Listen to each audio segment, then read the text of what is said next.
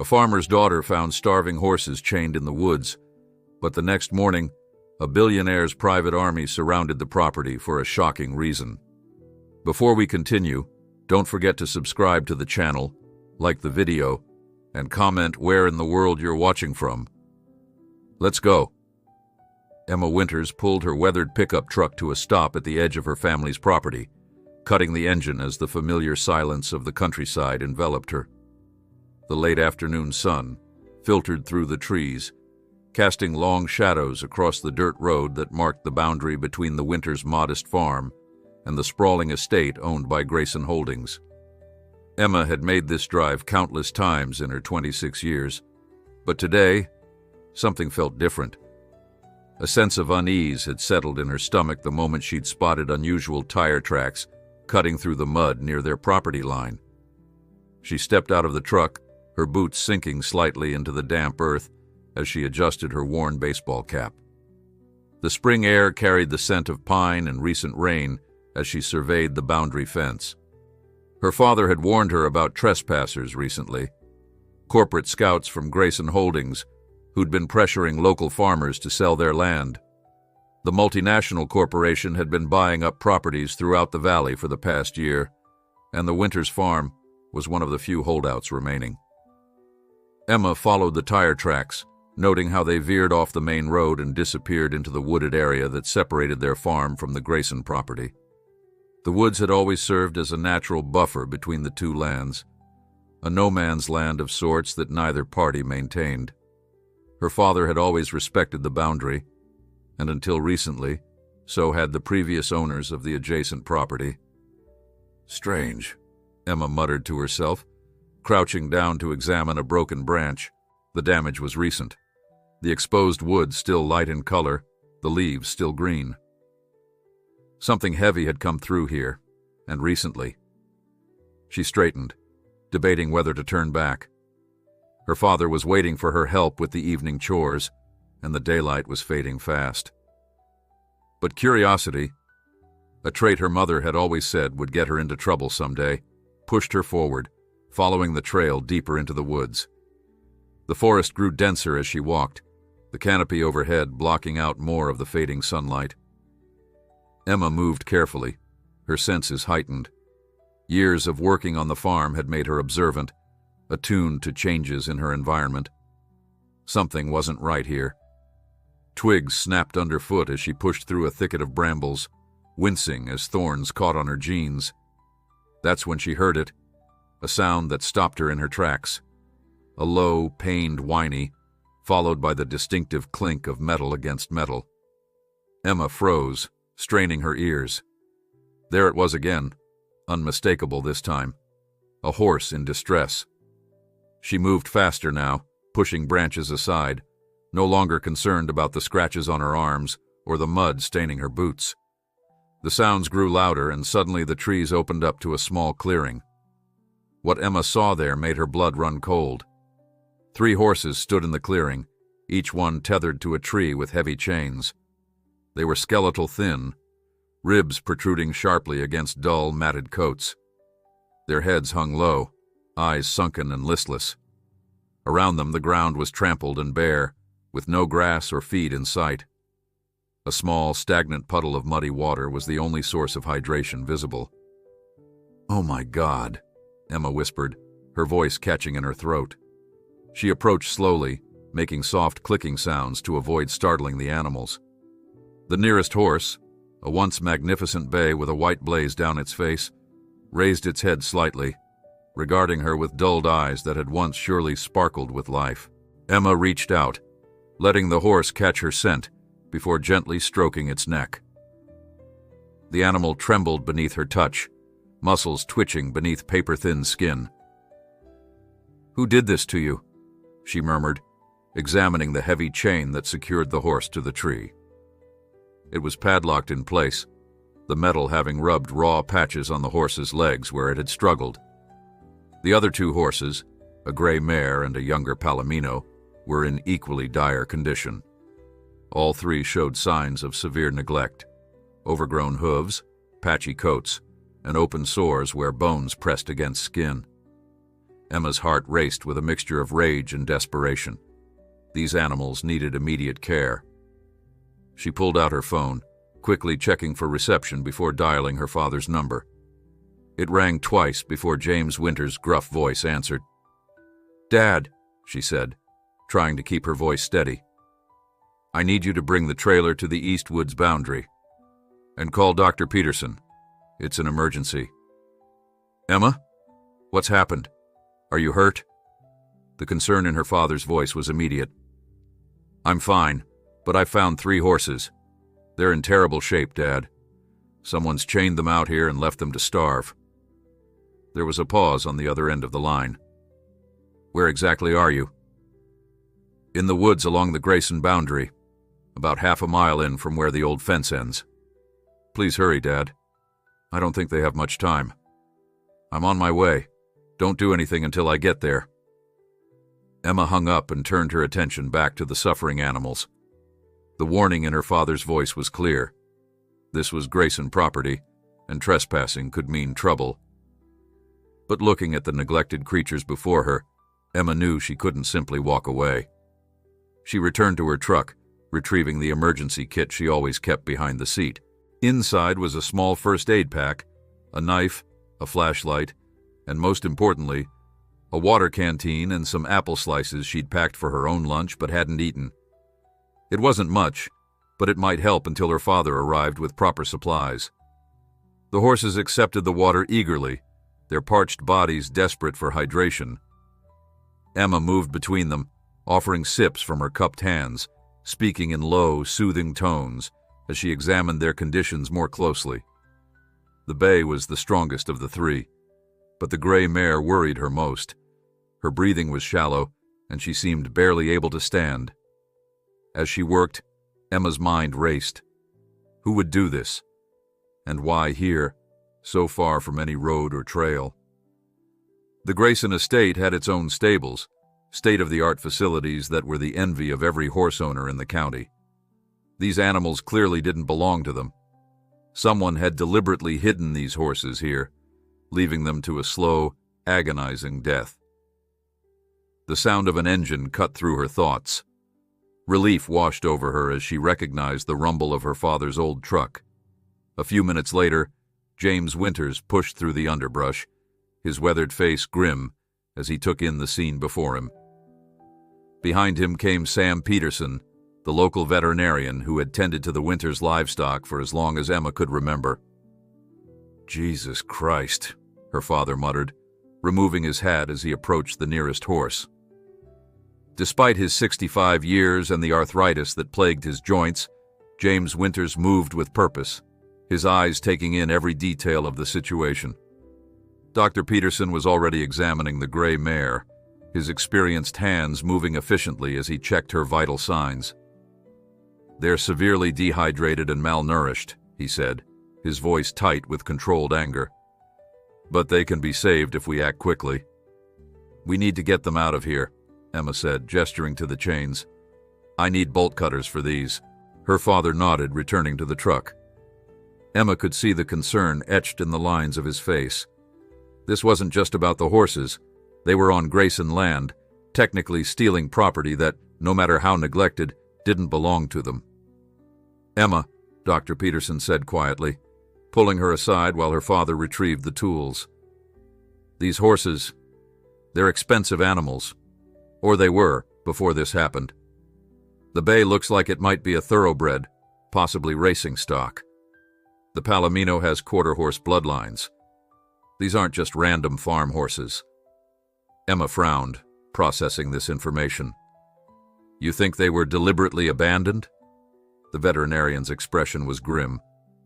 "I think there's more to this story than we know, and I think we need to be careful." James returned with the bolt cutters, his movements decisive as he approached the first horse. "Stand back," he told Emma, positioning the cutters around the chain. With a grunt of effort, he severed the metal links, freeing the bay from its tether. The horse shuddered, as if understanding that salvation had arrived. One by one, they freed the horses, guiding them slowly toward the waiting trailer. The animals were weak, their movements unsteady after days or possibly weeks of confinement. The gray mare stumbled, nearly collapsing, and it took both Emma and her father to support her weight as they coaxed her forward.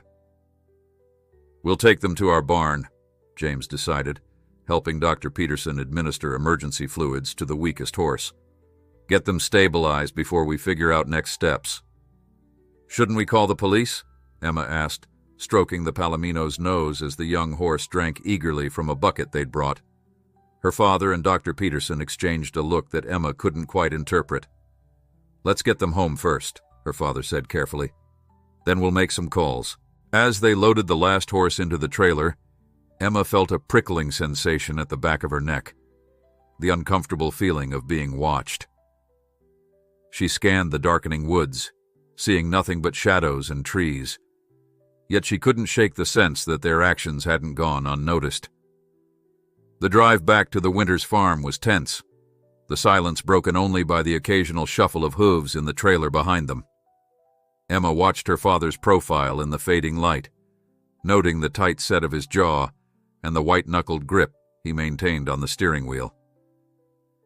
"Dad," she said finally, "do you know something about this?" James Winters kept his eyes on the road, but Emma saw the muscle in his cheek jump. "Not specifically," he said after a long pause, "but Grayson Holdings isn't known for taking kindly to interference, and we just took 3 horses off their property. They were being neglected, left to die." Emma's voice rose with indignation. "I know that, and you know that," her father replied evenly. "But Victor Grayson is a powerful man with powerful friends, and he's been trying to get our land for months." The implication hung heavy in the air between them. Had they just handed Victor Grayson the leverage he needed to force them off their property? Emma glanced in the side mirror at the trailer carrying the rescued horses, remembering their suffering eyes and emaciated bodies. Whatever consequences came, she couldn't regret saving them. As they pulled into the farmyard, the familiar sights of home, the old red barn, the whitewashed farmhouse with its wraparound porch, the fields stretching toward the horizon, calmed Emma's racing thoughts somewhat.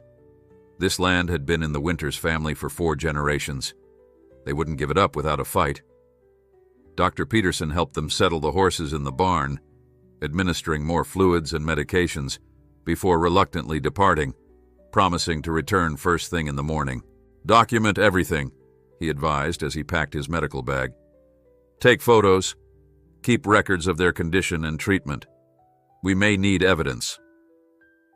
After he left, Emma and her father worked in companionable silence, preparing soft feed for the horses and ensuring they had clean water and comfortable bedding. It was well past midnight when they finally finished, both exhausted but unwilling to leave the animals unattended. "I'll take first watch," Emma volunteered, pulling up a stool beside the stall where the gray mare rested uneasily. "You get some sleep, Dad." James hesitated, studying his daughter's determined face. "You did a good thing today, Emma," he said finally. "Whatever happens next, remember that." He patted her shoulder once, then trudged toward the house, his normally straight posture bent with fatigue. Emma watched him go, then turned her attention back to the horses. In the dim light of the barn, their condition seemed even more stark, each rib visible, hip bones jutting sharply, eyes sunken into skull-like heads. "Who did this to you?" she whispered, gently stroking the mare's dull coat. "And why?" The horse had no answers, but as Emma settled in for her vigil, she couldn't shake the feeling that they'd stumbled into something much bigger than animal neglect, something that powerful people wanted, kept hidden. And as the night deepened around the quiet farm, she wondered what the morning would bring. Emma awoke with a start, her neck stiff from sleeping upright on the barn stool. Sunlight streamed through the cracks in the wooden walls, and for a moment, she was disoriented. Then the events of the previous night came rushing back as her eyes fell on the rescued horses. The gray mare had improved somewhat overnight, standing more steadily and showing interest in the water bucket. The bay and the palomino were already eating the fresh hay Emma's father must have provided while she slept. "I meant to wake you, but you look so peaceful," James Winters said, appearing in the barn doorway with 2 steaming mugs.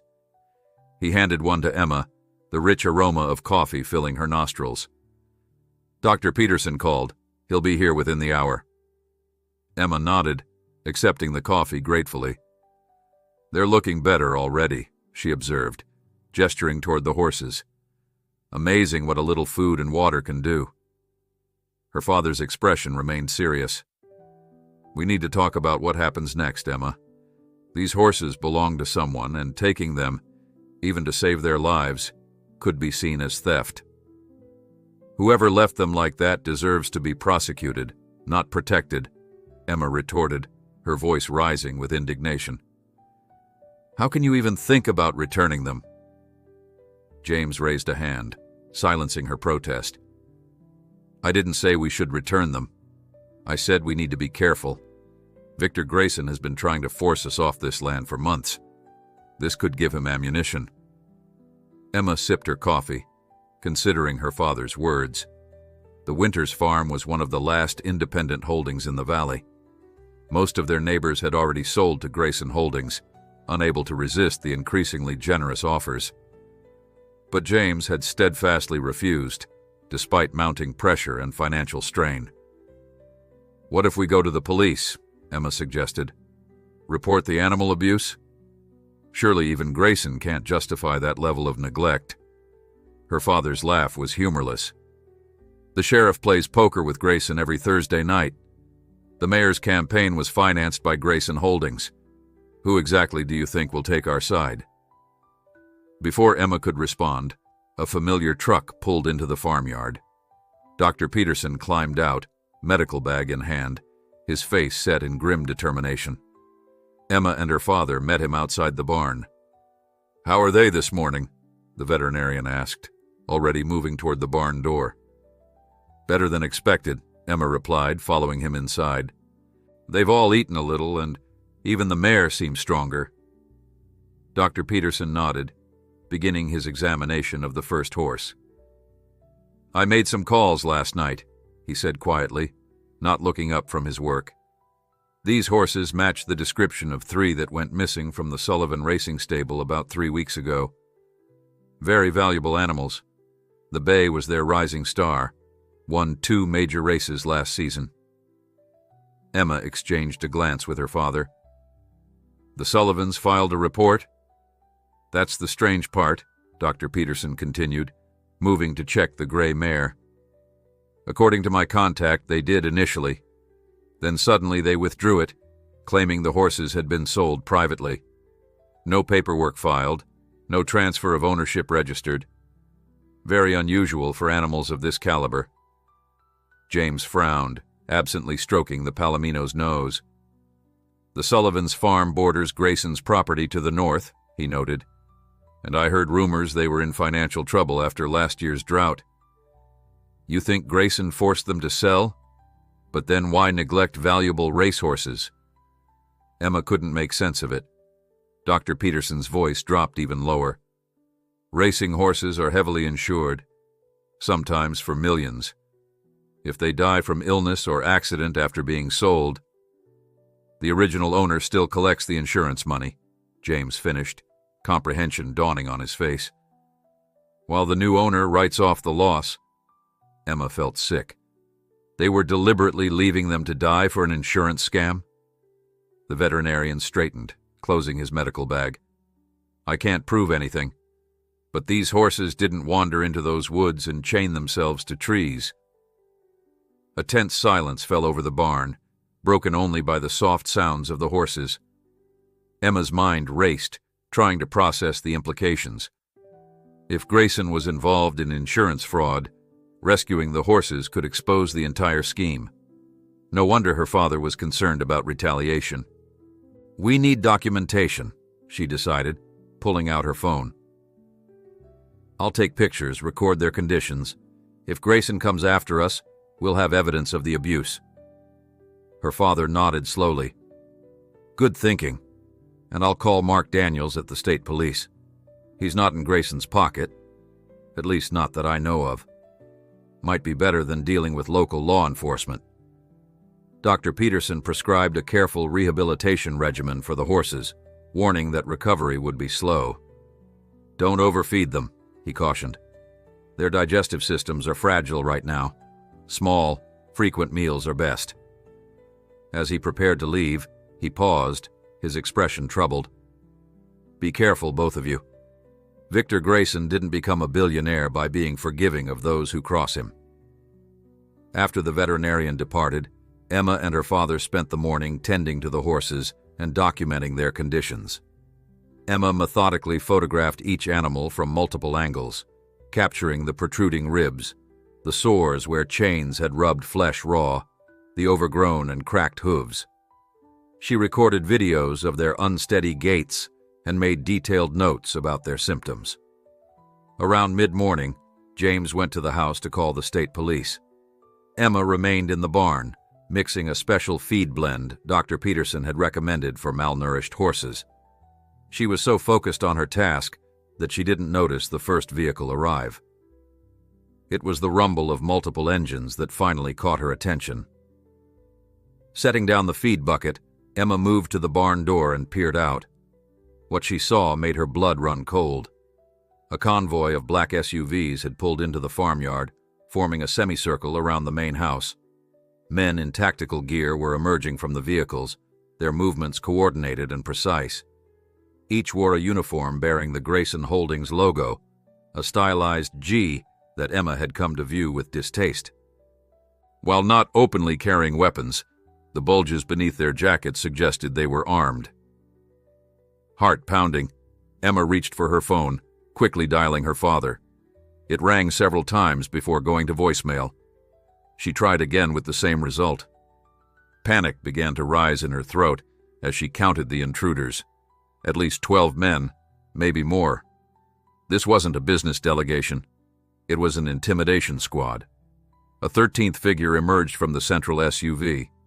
Unlike the others, he wore an impeccably tailored suit that probably cost more than 6 months of the farm's profits. Victor Grayson himself had come to deliver his message. Emma had seen him before, of course. His face was plastered across business magazines and local newspapers regularly, but never in person. He was taller than she expected, with silver hair and the lean build of someone who made time for fitness, despite a demanding schedule. Even from a distance, his confident stance and the way the others deferred to him spoke of absolute authority. Emma ducked back into the barn, her mind racing. Where was her father? Had they already confronted him in the house? She peered out again, this time noticing 2 men detaching from the main group, heading toward the barn. Decision time. She could hide. There were plenty of places in the old barn where a person could conceal themselves. But that would mean leaving the horses unprotected. Or she could confront them directly, using her phone to record the encounter as evidence of harassment. Neither option seemed particularly wise against what was essentially a private army. Before she could decide, the barn door swung open. Emma stepped back, positioning herself protectively in front of the stalls containing the rescued horses. The 2 men entered, scanning the interior before focusing on her. They were younger than she expected, probably early 30s, with the disciplined bearing of former military. "Ms. Winters?" the taller one asked, his tone professionally neutral. "Mr. Grayson would like a word with you and your father." Emma lifted her chin, fighting to keep her voice steady. "My father isn't here at the moment, and you're trespassing on private property." The second man's mouth twitched in what might have been amusement. "That's an interesting perspective, considering the circumstances." His gaze shifted to the horses behind her. "Mr. Grayson is aware that you've taken something that doesn't belong to you. He's offering an opportunity to resolve this situation amicably." "Those horses were being starved to death," Emma said, anger overriding her fear. "They were chained and abandoned without food or water. If Mr. Grayson wants to discuss animal cruelty charges, I'm happy to oblige." The men exchanged glances. "We're not here to debate," the first one said. "Mr. Grayson is waiting. It would be in your best interest, and your father's, to cooperate." The implied threat wasn't subtle. Emma's hand tightened around her phone. "Let me try calling my father again," she said, buying time. "He should be part of any discussion involving our property." She dialed, watching the men warily as the phone rang. This time, to her immense relief, James answered. "Dad," she said, careful to keep her voice calm. "We have visitors. Mr. Grayson and his security team are here about the horses. They're requesting a meeting." There was a brief silence on the other end. Then, with forced casualness, her father replied, "I see. Tell them I'll be right out. And Emma, stay in the barn until I come for you." The call ended. Emma lowered the phone, meeting the expectant gazes of Grayson's men. "He'll be out shortly," she informed them. "He asked that I wait here." The men seemed to accept this, though neither made a move to leave. Emma remained where she stood, acutely aware of the horses behind her and the confrontation unfolding outside. Through the barn door, she could see her father emerge from the house, walking with deliberate slowness toward Victor Grayson and his waiting entourage. Whatever happened next would determine not just the fate of the rescued horses, but possibly the future of the Winters farm itself. And as Emma watched her father stand alone against Grayson's private army, she realized just how high the stakes had become. From the barn doorway, Emma watched her father approach Victor Grayson with the steady, unhurried gait that had always been his way. James Winters wasn't a large man. Years of hard work had left him lean and weathered, but there was a quiet dignity in his bearing that even Grayson's intimidating security force couldn't diminish. He stopped a few paces from the billionaire, close enough for conversation, but maintaining a deliberate distance. Inside the barn, Emma edged closer to the door, straining to hear the exchange. The two security men flanked her, their presence a constant reminder of her vulnerable position. She kept her phone in her hand, the recording function activated in her pocket. "Mr. Winters," Grayson's voice carried across the farmyard, cultured and commanding. "I appreciate you taking the time to speak with me. I believe we have a situation that requires immediate resolution." "Mr. Grayson," her father acknowledged with a slight nod. "This is an unexpected visit. Usually, when someone wants to discuss business, they call ahead." A ripple of tension passed through the security team at James's subtle challenge. Grayson himself seemed unperturbed, offering a thin smile that didn't reach his eyes. "Under normal circumstances, I would agree. However, when I received reports that 3 valuable horses had been removed from my property without authorization, I felt a more direct approach was warranted." "Interesting," James replied, his voice level. "I wasn't aware that leaving animals chained without food or water to die slowly was considered keeping them on your property. Where I come from, we call that criminal neglect." Emma felt a surge of pride at her father's unflinching response. One of the security men beside her shifted uncomfortably, his eyes darting to the horses in their stalls. Grayson's expression hardened almost imperceptibly. A misunderstanding, clearly. Those animals were being temporarily quarantined due to suspected illness. My staff was monitoring them regularly. "That's a lie," Emma whispered fiercely, earning a warning glance from the taller security guard. Her father's response mirrored her thoughts. "With all due respect, Mr. Grayson, that's simply not true. Those horses were days from death, dehydrated, starving, with infected wounds from the chains that bound them. No veterinary care had been provided. No food or adequate water was available." "Your concern for animal welfare is admirable," Grayson replied, his tone shifting to one of practiced reasonableness. "However, it doesn't change the fact that you've taken property that legally belongs to Grayson Holdings. I'm here to reclaim those animals and resolve this matter without involving the authorities." James crossed his arms, planting his feet more firmly. "The authorities have already been contacted," In fact, I just got off the phone with Captain Mark Daniels of the State Police. He's very interested in the condition of these horses, especially given their connection to an insurance claim filed by the Sullivan Racing Stable. Emma saw a flash of something, anger, concern, cross Grayson's face before his mask of composure returned. The security team exchanged glances, and the atmosphere in the farmyard noticeably tensed. Insurance claims? Racing stables? Grayson gave a dismissive wave. You seem to be constructing quite an elaborate narrative, Mr. Winters. The simple fact is that these horses belong to me, and I've come to collect them. Do you have documentation proving ownership? James challenged. Because we have extensive photographic and video evidence of their condition when we found them.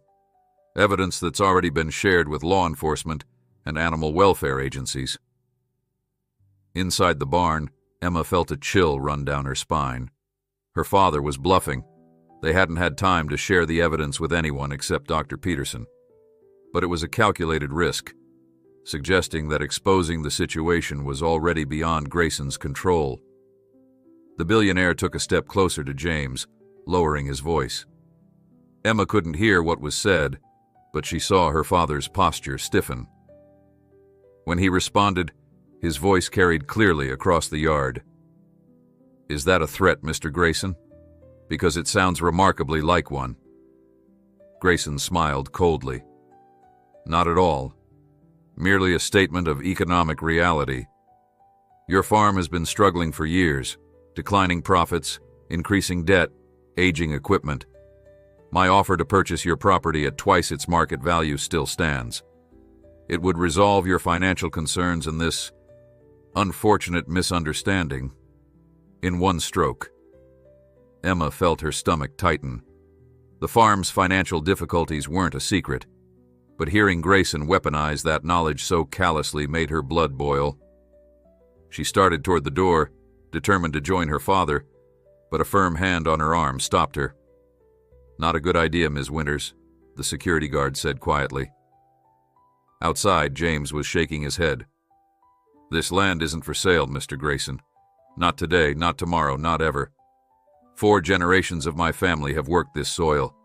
It's not just property to us. It's our heritage, our home. Admirable sentiments, Grayson replied, his patience visibly thinning. But ultimately impractical. Progress doesn't halt for sentimentality, Mr. Winters. This valley is changing. You can either profit from that change or be swept aside by it. Emma watched her father square his shoulders, standing his ground against the billionaire and his private army. The horses stay here until the authorities determine their rightful ownership and investigate their mistreatment. That's non-negotiable. A tense silence fell over the farmyard.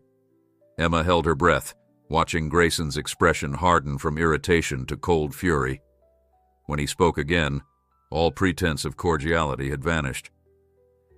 You're making a serious mistake, he said, his voice low and dangerous. Those horses are worth millions in breeding and racing potential. Their ownership is not in question, regardless of what condition you found them in. If they're so valuable, James countered, why were they left to die in the woods? The question hung in the air, unanswered. Grayson studied James for a long moment, then turned to the leader of his security team, speaking too quietly for Emma to hear. The man nodded and began issuing orders to his team, who returned to their vehicles with practiced efficiency. Grayson turned back to James. Since you insist on being difficult, we'll handle this through official channels. But understand this, Mr. Winters. I built my empire by eliminating obstacles. Those who stand in my way find the experience unpleasant. Without waiting for a response, he strode back to his SUV, the very picture of a man accustomed to unquestioned authority. The 2 guards in the barn received some communication through their earpieces and moved toward the exit, casting final glances at the horses before departing. Emma rushed to the doorway as the convoy of black vehicles pulled out of the farmyard, dust billowing in their wake. Her father stood watching them leave, his expression unreadable. Only when the last SUV had disappeared down the dirt road did his shoulders sag slightly, revealing the strain of the confrontation. "Dad!" Emma called, hurrying to his side. "Are you okay? What happened?" James turned to her, his weathered face grim. "We've just picked a fight with one of the most powerful men in the state, maybe the country, and I'm not sure we can win it." Emma swallowed hard, the reality of their situation sinking in. "He wants the horses back." "He wants more than the horses," her father corrected, walking back toward the barn. "He wants our land, and he wants to bury whatever was happening with those animals. The horses are just his excuse to come after us." Inside the barn, Emma checked on the rescued animals while her father leaned against a post, deep in thought. The horses seemed oblivious to the drama unfolding around them, focused only on the hay in their mangers, the simple miracle of food after prolonged deprivation. "You said you called the state police?" Emma asked, remembering her father's bluff. James nodded. "I did, but I couldn't get through to Mark. Left a message. Grayson doesn't know that, though." "So what happens now?" Her father's expression was troubled. "Now we wait. Grayson will make his next move soon. He's not a man who accepts defeat easily." Emma stroked the bay's nose, finding comfort in the animal's gentle presence. "We did the right thing, Dad. These horses would have died if we'd left them." "I know, sweetheart." James managed a tired smile. "Sometimes doing the right thing comes with a price. I just hope we're prepared to pay it." As if in response to his words, Emma's phone rang. The screen showed an unfamiliar number. She answered cautiously. "Emma Winters?" a professional female voice asked. "Yes, speaking." "This is Sandra Moore from the State Attorney General's Office, Agricultural Crimes Division. We've received a complaint from Grayson Holdings alleging theft of valuable livestock from their property. I'm calling to inform you that we'll be visiting your farm tomorrow morning to investigate these claims." Emma's eyes met her father's as she replied, "We'll be here, Ms. Moore, and we have quite a story to tell you." After ending the call, Emma relayed the conversation to her father. "The Attorney General's office," she concluded, concern evident in her voice. "Grayson doesn't waste any time." James nodded grimly. "He's trying to overwhelm us with legal pressure, make us doubt ourselves." He patted the bay horse absently. "We need allies, Emma. People who aren't afraid to stand up to Grayson. Call Dr. Peterson. We need his professional testimony about the horse's condition, and I'm going to try Mark Daniels again." As her father headed to the house, Emma remained in the barn, a sense of foreboding settling over her. Grayson's visit had made one thing abundantly clear.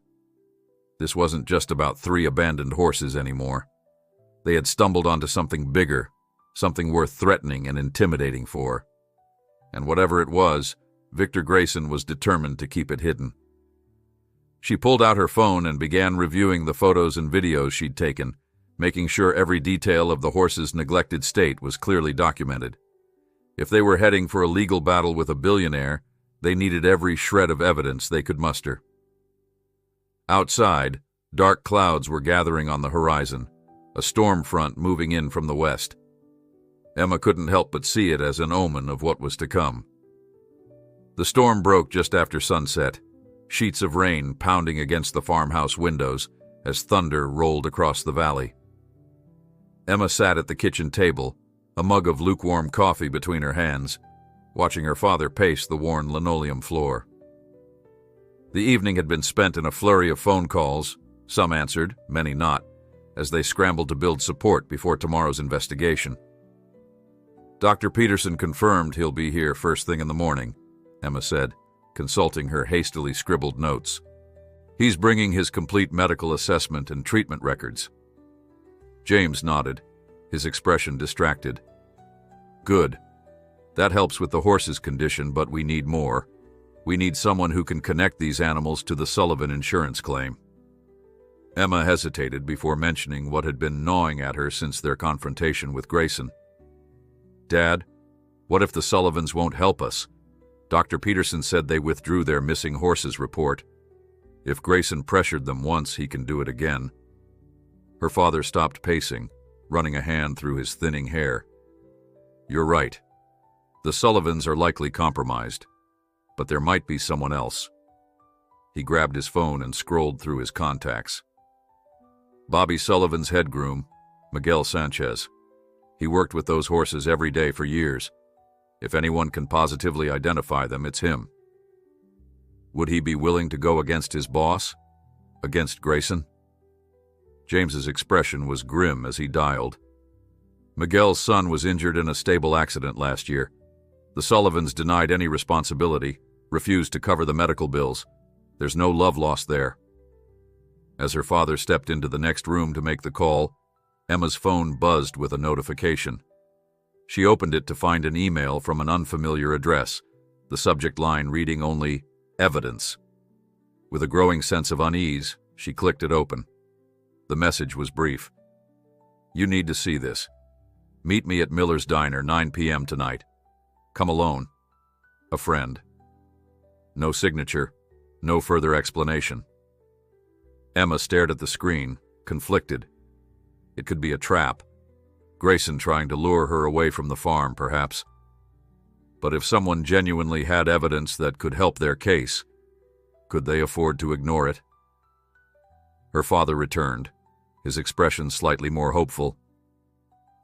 Miguel agreed to meet us here tomorrow morning, before the officials arrive.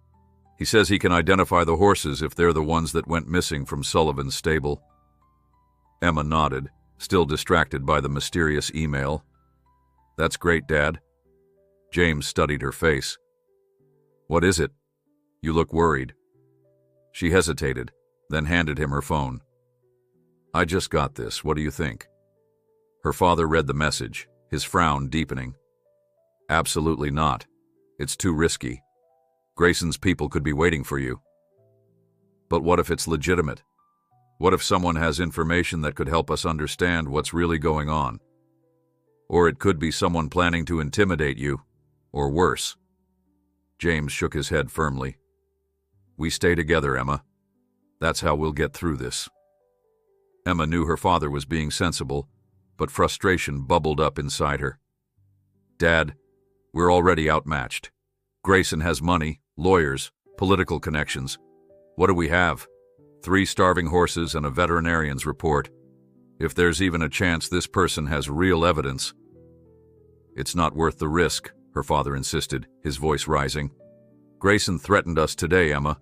Right here on our own property. Do you think he'd hesitate to use more forceful methods if he got you alone? The argument might have continued, but they were interrupted by the sound of tires on gravel. Both froze, exchanging alarmed glances.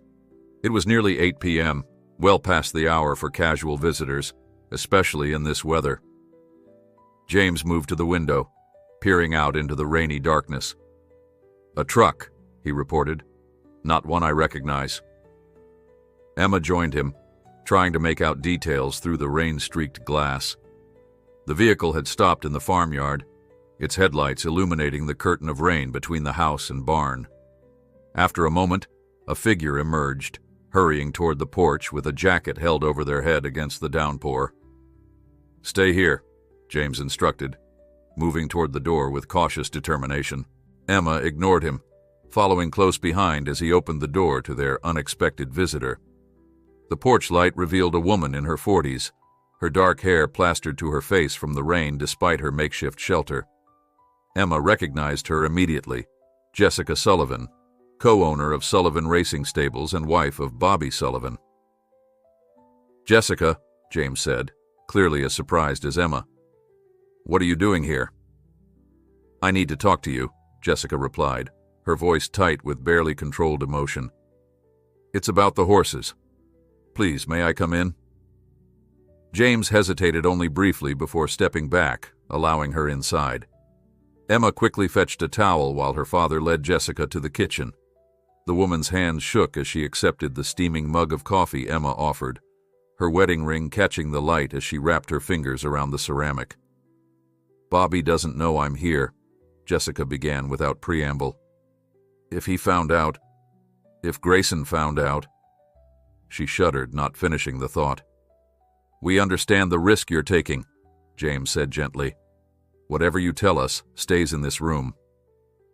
Jessica took a deep breath, seeming to gather her courage. Those horses you found, they're ours. Star Ascendant, the bay. Midnight Lady, the gray mare. And Summer Promise, the young Palomino. We bred them, trained them. Star was going to be our salvation. He'd already won over $400,000 in prize money, with his best years still ahead. What happened? Emma asked, sliding into the chair across from Jessica. The drought last year hit us hard. We had to buy hay at premium prices. Our well nearly ran dry. By winter, we were drowning in debt. That's when Grayson appeared, offering a lifeline. Jessica's voice turned bitter. A loan to keep us afloat with generous terms. Too generous, we should have realized. James nodded grimly. Let me guess, the collateral was your best horses. Not officially, Jessica clarified. The loan agreement mentioned assets of equivalent value as security. Nothing specific about the horses. But when we missed our first payment, Grayson's representative made it clear what they wanted. So he took your horses as payment? Emma asked, trying to understand. Jessica shook her head, her expression haunted. It wasn't that simple. Victor Grayson himself came to see us. He explained that our horses were worth more dead than alive, to him and to us. The implications hung in the air, chilling despite the kitchen's warmth. James leaned forward. Insurance fraud. The horses were insured for millions, Jessica confirmed. Grayson proposed a business arrangement. He would take the horses, making them disappear. We would report them missing. Then later claim they must have been stolen and file for the insurance payout. Once we received the money, we'd pay off our debt to Grayson and split the remaining profit. But you never filed an insurance claim, Emma said, remembering what Dr. Peterson had told them. Jessica's eyes filled with tears. Bobby agreed to the plan initially. We were desperate. But when it came time to actually file the false claim, he couldn't do it. Said it would destroy everything we'd built, our reputation in the racing community. So we withdrew our missing horses report, told everyone we'd sold them privately. And Grayson? James prompted. He was furious, threatened to ruin us completely if we didn't go through with it. Said he'd already invested in the plan and expected his return. Jessica wiped at her eyes. We've been at an impasse for weeks. Meanwhile, I've been sick with worry about the horses, but Grayson wouldn't tell us where they were. Emma exchanged a glance with her father.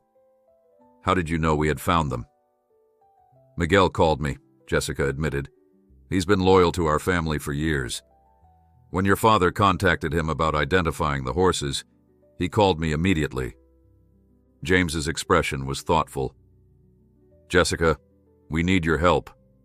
The Attorney General's office is sending someone tomorrow morning to investigate Grayson's claim that we stole his horses. Your testimony would prove they weren't his to begin with. Fear flashed across Jessica's face. I can't testify against Grayson.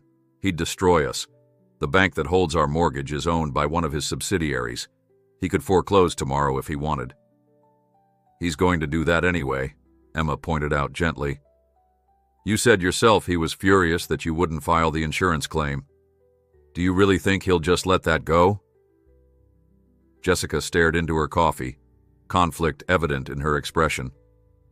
I don't know if I can stand up to him.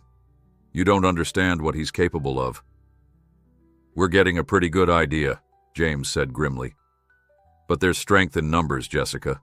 If you, Miguel, Dr. Peterson, and we all tell the same story, backed by evidence.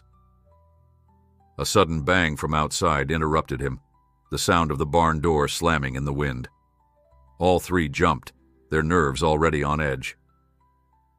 I should check on the horses, Emma said, rising from her chair. Make sure everything's secure in the barn. I'll come with you, her father insisted, but Emma shook her head. Stay with Jessica. See if you can convince her to help us. She grabbed a raincoat from the hook by the door. I'll just be a few minutes. Before her father could protest further, Emma slipped outside into the storm. The rain had eased somewhat, but the wind had picked up, howling around the corners of the buildings and rattling the old weather vane on top of the barn. She jogged across the muddy farmyard, her flashlight beam bouncing with each step. The barn door was indeed ajar, swinging with each gust of wind. Emma pulled it fully open and stepped inside, the familiar smell of hay and horses greeting her. She swept her flashlight around, checking that nothing had been disturbed. The 3 rescued horses were in their stalls, seemingly undisturbed by the storm. As she moved to secure the door, a shadow separated itself from the darkness near the tack room. Emma froze, her heart leaping into her throat. "Who's there?" she demanded, trying to keep her voice steady as she directed her flashlight toward the movement. A man stepped forward, his hands raised non-threateningly.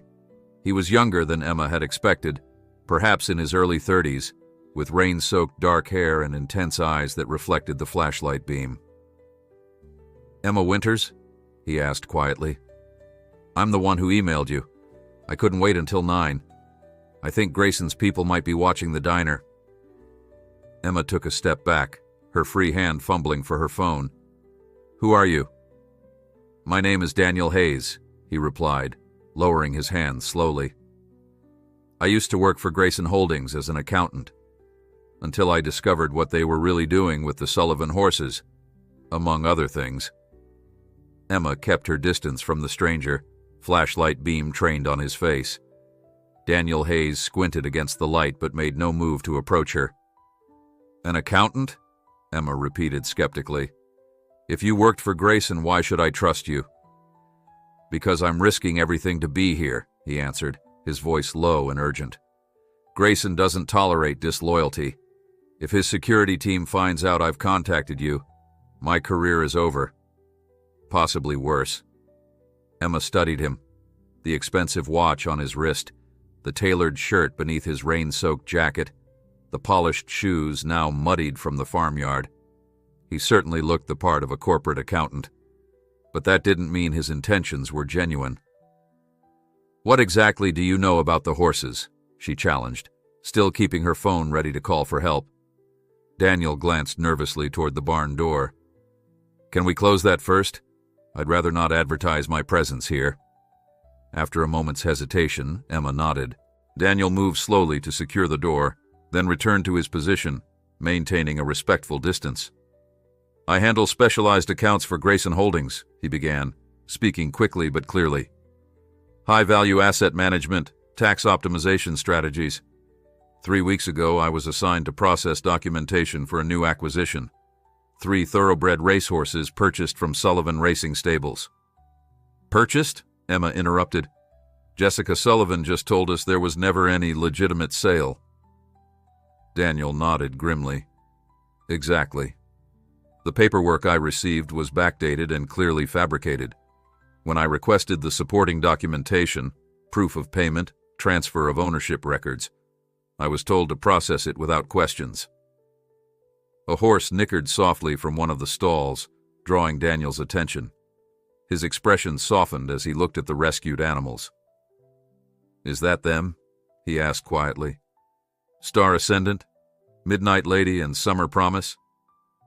"You know their names," Emma acknowledged, her suspicion wavering slightly. "I know more than their names," Daniel replied. "I know they're insured for a combined value of $4.7 million. I know that Grayson Holdings created a shell company specifically to purchase them. And I know that 2 days after the horses disappeared, someone in Grayson's organization contacted Sullivan's insurance provider to inquire about claim procedures." Emma lowered her flashlight slightly. "If what you're saying is true, why are you telling me? Why not go to the police?" Daniel's laugh was hollow. "With what proof? Any documentation I could access has likely been altered or deleted by now. And Grayson owns half the police force in this county. So why come to me?" "Because you have the horses," he said simply. "Physical evidence that can't be deleted or altered. When I heard through company channels that 3 horses had been found on Grayson property, I knew this might be my only chance to expose what's happening. Emma hesitated, torn between caution and the growing sense that Daniel Hayes might be exactly the ally they needed. What's happening is insurance fraud, right? Grayson was planning to let the horses die, then help the Sullivans collect the insurance money. Daniel shook his head, his expression grim. That's part of it, but there's more. Much more. Grayson Holdings isn't just about real estate and legitimate businesses. The entire operation is built on fraud, money laundering, and ecological crimes. The Sullivan horses are just one small thread in a much larger tapestry. Before Emma could respond, the barn door swung open. She whirled around, heart pounding, to find her father standing in the doorway, silhouetted against the rainy night. "Emma," James called, concern evident in his voice. "You've been out here a while. Is everything—" He broke off as his flashlight beam landed on Daniel. "Who the hell is this?" "Dad, it's okay," Emma said quickly. "This is Daniel Hayes. He's the one who sent the email." James stepped fully into the barn, his posture tense. "You've got about 30 seconds to explain why you're trespassing on my property before I call the sheriff." Daniel repeated his introduction and credentials, adding, "I've brought documents that might help you fight Grayson's claim on the horses." He reached slowly into his jacket, removing a waterproof envelope. "Financial records, internal memos, evidence of the fraudulent purchase agreement." James didn't move to take the envelope. "Jessica Sullivan is in my kitchen right now, telling a story that sounds remarkably similar to yours. Quite a coincidence." "Not a coincidence," Daniel corrected. "An opportunity. With her testimony and my documentation, you might actually stand a chance against Grayson." Emma exchanged a glance with her father, seeing the same cautious hope in his eyes that she felt. After a long moment, James nodded. "Let's continue this conversation inside," he decided. "Jessica should hear this too." The kitchen fell silent as Daniel finished explaining the full scope of what he'd discovered at Grayson Holdings. Jessica Sullivan sat pale-faced, her coffee long forgotten. James had spread Daniel's documents across the table, spreadsheets, email printouts, and financial records that painted a disturbing picture of Victor Grayson's business practices. "So the horses were just one small part of a larger pattern," Emma summarized, trying to process everything they'd learned. "Grayson buys struggling businesses or properties, uses them for various fraudulent schemes, then discards them once they've served their purpose." Daniel nodded. "The pattern repeats across his entire business empire. The Sullivan stables are just the latest example. When Bobby Sullivan refused to file the insurance claim, it disrupted Grayson's timeline, but not his ultimate goal." "Which is?" James prompted. "Land acquisition," Daniel replied. "Specifically this valley. Grayson isn't interested in horse breeding or racing. He wants the Sullivan property, and yours, Mr. Winters, for something much more profitable." Jessica leaned forward. "What could be more profitable than our racing operation? That land has been in Bobby's family for generations precisely because it's perfect for raising horses." Daniel pulled out a geological survey map from his stack of documents. "According to this, there's a substantial lithium deposit running through this valley. With the boom in electric vehicles and battery technology, that lithium is worth billions, far more than any agricultural or equestrian use of the land." "Lithium mining," James murmured, understanding dawning on his weathered face. "That's why he's been so aggressive about buying up properties." "And why he couldn't just file for mining permits without owning the land first," Emma added. "The environmental impact would be enormous if local landowners fought it." "Exactly," Daniel confirmed. "His strategy has been to acquire all the properties in the valley, then reveal the mining plans once there's no one left to oppose them." Jessica's voice was barely audible. "Bobby and I would never have sold if we'd known. Our family has been stewards of that land for 4 generations.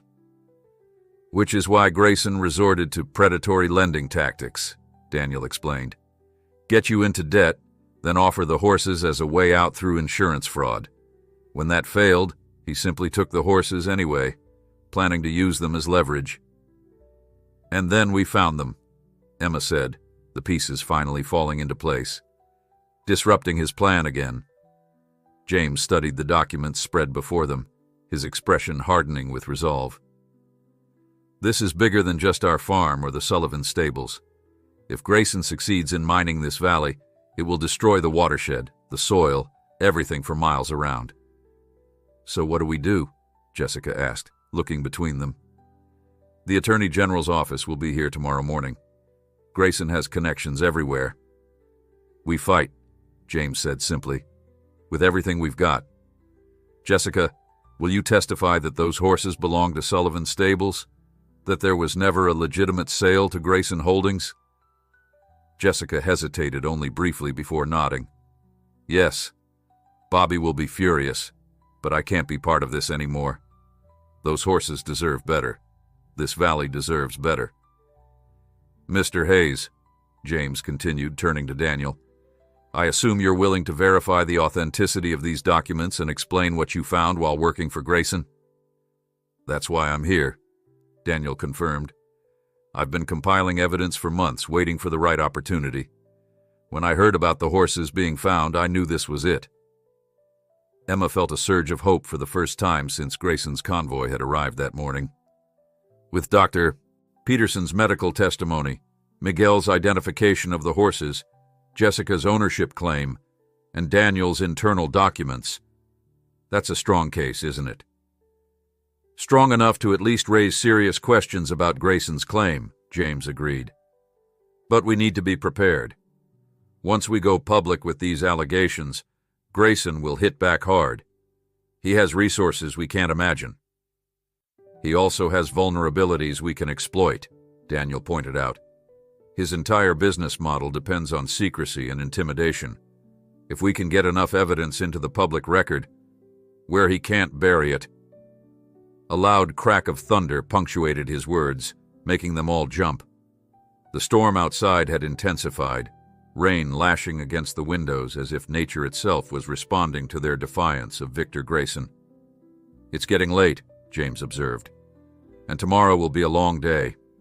Jessica, Daniel, you're both welcome to stay here tonight. I don't think any of us should be driving in this weather, and frankly, it might be safer if we stick together." As they made arrangements for the night, Emma found herself watching Daniel Hayes with cautious interest. He had risked his career, possibly more, to bring them this information. Either he was an exceptionally good actor working for Grayson, or he was genuinely committed to exposing his former employer's crimes. Time would tell which was true. For now, they had allies, evidence, and a fighting chance against Victor Grayson's empire. It would have to be enough. Dawn broke over the Winters farm, the storm having passed during the night, leaving behind a washed-clean sky and mud-slicked ground. Emma stood on the porch, clutching a mug of coffee as she watched the sun rise. She had barely slept, her mind churning with everything they'd learned, strategizing for the confrontation to come. Behind her, the screen door creaked open. Daniel Hayes stepped out, his own coffee in hand, looking surprisingly put together for someone who had spent the night on the Winters' living room couch. "Beautiful land," he commented, surveying the rolling fields stretching toward the mountains. "I can see why you'd fight for it." Emma nodded, taking a sip from her mug. "Fourth generation. My great-grandfather built that barn by hand." She glanced sideways at Daniel. "Hard for someone like Grayson to understand what that means." "Don't be so sure," Daniel replied. "Grayson understands value perfectly. He just calculates it differently, in dollars and cents, not history or connection." Emma was about to respond when the sound of tires on gravel caught her attention. A battered pickup truck was approaching, moving cautiously along the muddy farm road. "That must be Miguel," she said, recognizing the Sullivan Stables logo on the door. She raised her hand in greeting as the truck parked next to the barn. Miguel Sanchez emerged, a compact man in his 50s with graying hair and the weathered complexion of someone who spent most of his life outdoors. He nodded to Emma but said nothing as he surveyed the farmyard with cautious eyes. "Good morning, Miguel," Emma called, descending the porch steps. "Thank you for coming." "Where is Mrs. Sullivan?" he asked immediately, his accented English precise and formal. "Inside, having breakfast with my father. She stayed the night because of the storm." Miguel's expression registered surprise, then approval. "Good. She does the right thing, finally." He gestured toward the barn. "The horses, they are truly here? Alive?"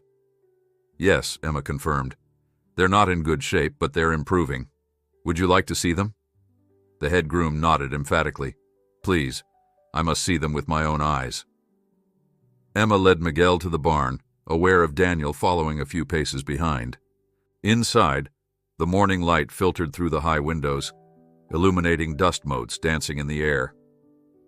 The three rescued horses turned their heads at the sound of visitors, ears pricking forward. Miguel stopped short in the doorway, a soft exclamation in Spanish escaping his lips. He moved forward slowly, approaching the bay stallion's stall first. "Star," he whispered, reaching out a gentle hand. The horse nickered softly, stretching his neck to sniff Miguel's familiar scent. "Mi campeón, what have they done to you?" The naked emotion in the groom's voice made Emma's throat tighten. She watched as Miguel moved from stall to stall, murmuring to each horse in a mixture of English and Spanish, examining their conditions with expert eyes. "These are definitely the Sullivan horses?" Daniel asked quietly from beside Emma. Miguel overheard the question and turned, his expression fierce. "Sin duda, without doubt. I raised these horses from foals. I know every marking, every habit." He pointed to a small whorl of hair on Star Ascendant's chest. "This pattern, like a spiral galaxy. He has had it since birth. And Midnight Lady," he gestured to the gray mare, "she always paws 3 times with her right front hoof before drinking. Look." As if on cue, the mare approached her water bucket and distinctly pawed the ground 3 times before lowering her head to drink. Miguel turned to Emma, his eyes burning with controlled anger. "Who did this to them? Who left them to die?" Before Emma could answer, Jessica Sullivan appeared in the barn doorway, James Winters behind her. "Miguel," she greeted her employee. "You've seen them, then?" The groom nodded. "Senora Sullivan, these are our horses. There is no question." "I know," Jessica replied. "That's why we're all here, to make sure they come home with us, legally and safely." Miguel's gaze shifted to Daniel, noticing him properly for the first time. "And who is this?" Daniel stepped forward, offering his hand. "Daniel Hayes, former accountant for Grayson Holdings. I have documentation that may help prove these horses were never legitimately sold to Mr. Grayson." Miguel shook the offered hand cautiously. "You betray your boss? Why?" "Because some things are more important than a paycheck," Daniel answered simply. Their conversation was interrupted by the sound of vehicles approaching, multiple sets of tires on the gravel drive. Emma exchanged a glance with her father. "Showtime," James said grimly. Outside, 2 official-looking SUVs had pulled into the farmyard. From the first emerged a tall black woman in a crisp pantsuit, carrying a leather portfolio.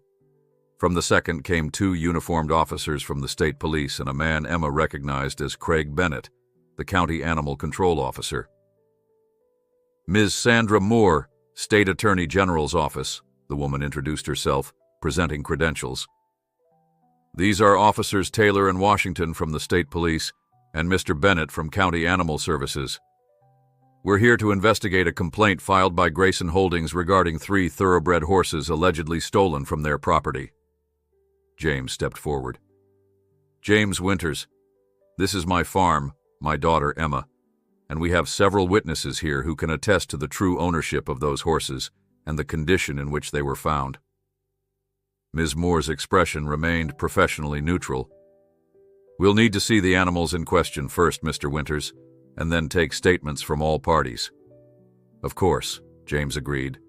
The horses are in the barn, but I should warn you they were in severely neglected condition when we found them. We've been providing emergency care under veterinary supervision. The officials followed James toward the barn, with Emma, Jessica, Miguel, and Daniel bringing up the rear. Emma noticed Miguel whispering urgently to Jessica, who nodded in response, her expression resolute. Inside the barn, Craig Bennett immediately moved to examine the horses, his experienced hands running over their bodies as he documented their condition. "Severe malnutrition," he muttered, making notes on a clipboard. "Dehydration, muscle wastage, pressure sores from restraint." He looked up at James. "How long have you had them?"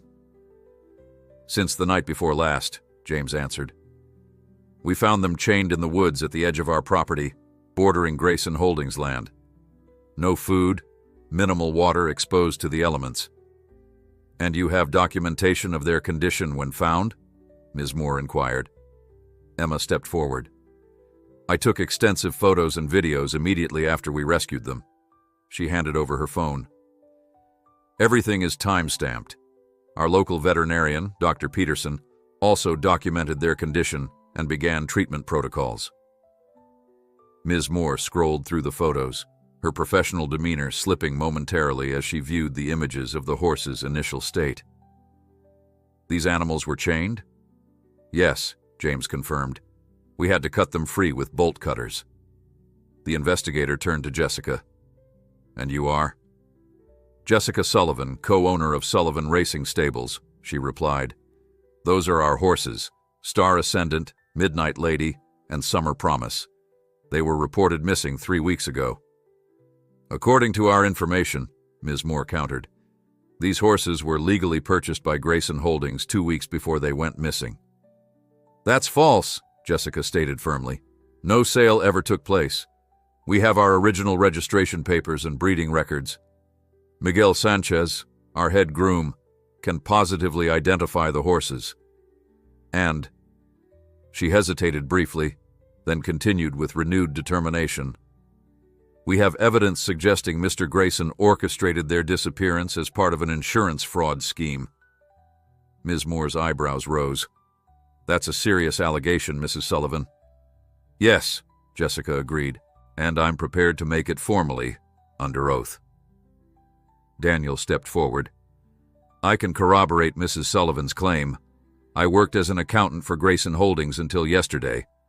The documentation for the supposed purchase was fabricated. I have copies of internal memos and financial records that prove it." A tense silence fell over the barn as Ms. Moore assessed the group before her. After a moment, she turned to the state police officers. "I think we need to take formal statements from everyone present. This situation appears more complicated than the initial complaint suggested." The investigation proceeded methodically over the next 2 hours. Each person was interviewed separately. First Emma and James about finding the horses, then Jessica and Miguel about their ownership, and finally Daniel about the financial irregularities he'd uncovered at Grayson Holdings.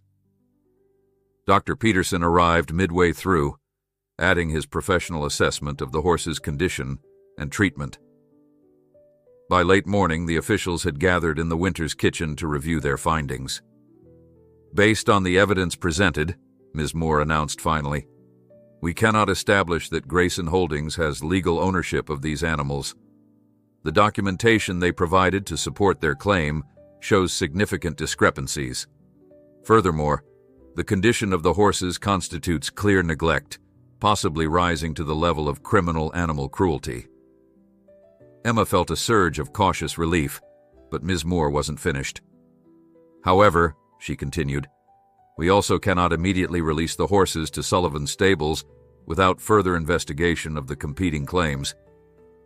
For now, the animals will remain here as evidence in our ongoing investigation. Neither party is to remove them from these premises without court approval." It wasn't a complete victory, but it was far from the defeat Grayson had clearly anticipated. Emma caught her father's eye across the room, sharing a moment of guarded optimism. Their moment was short-lived. As the officials prepared to depart, the rumble of approaching vehicles once again filled the air, a sound that was becoming all too familiar. Emma moved to the window and felt her stomach drop. "Dad," she said quietly, "Grayson's back, and he's brought reinforcements."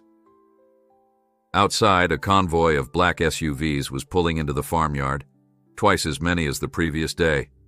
Victor Grayson emerged from the lead vehicle, his expression thunderous as he surveyed the official vehicles already present. Behind him, his security team fanned out in a practiced formation that seemed more appropriate for a military operation than a business dispute. The battle for the horses, and perhaps for the entire valley, was about to enter a new phase. The atmosphere in the farmhouse shifted instantly from cautious victory to tense alertness. Ms. Moore peered through the window at the new arrivals, her professional composure momentarily giving way to surprise.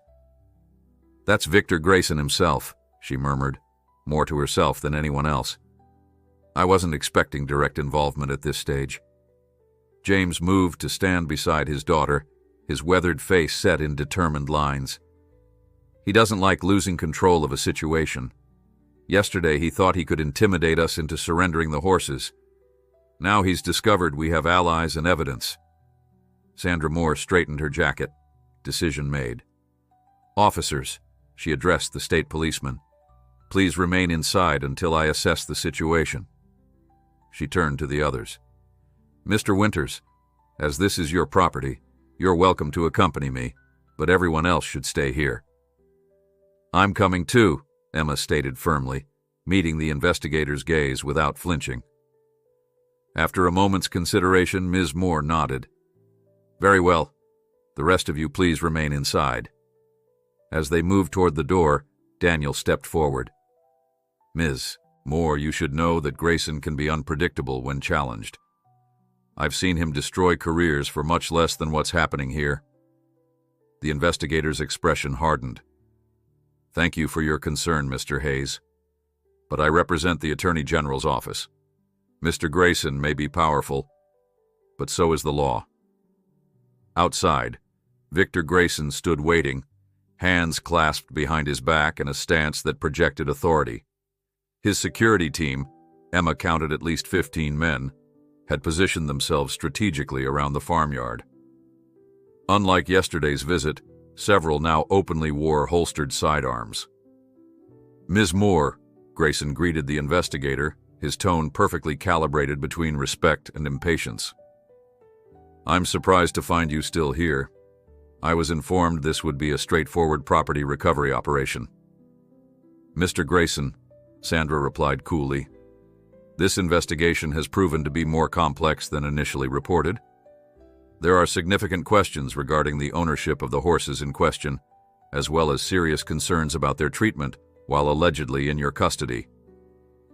Grayson's smile didn't reach his eyes. "A misunderstanding, clearly.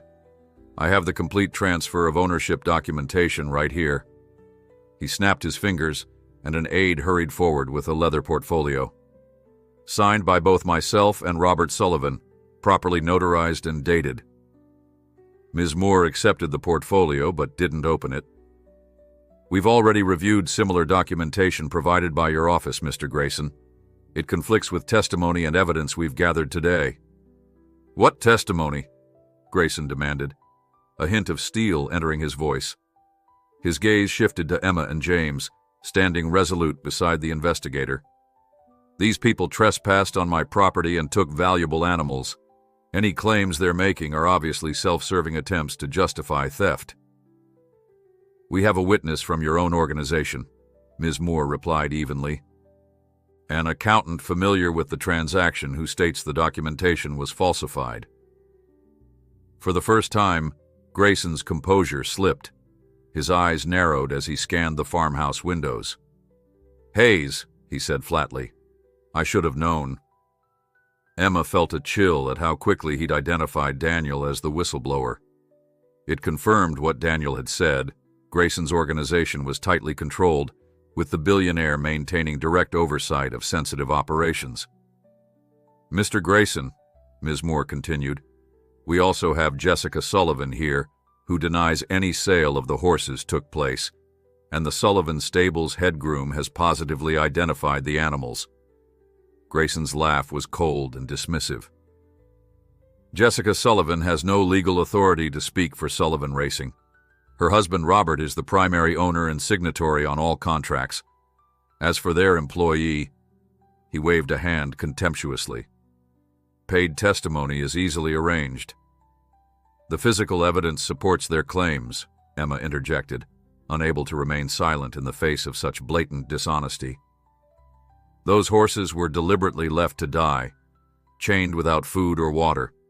No legitimate owner would treat valuable thoroughbreds that way.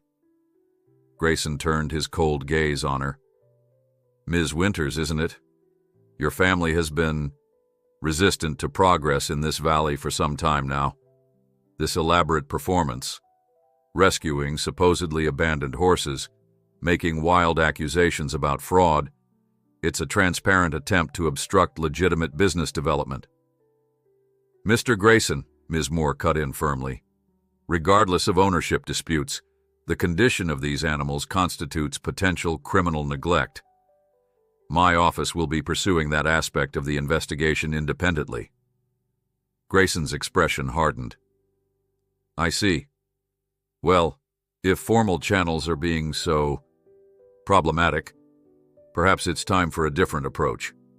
He turned to the leader of his security team. Mr.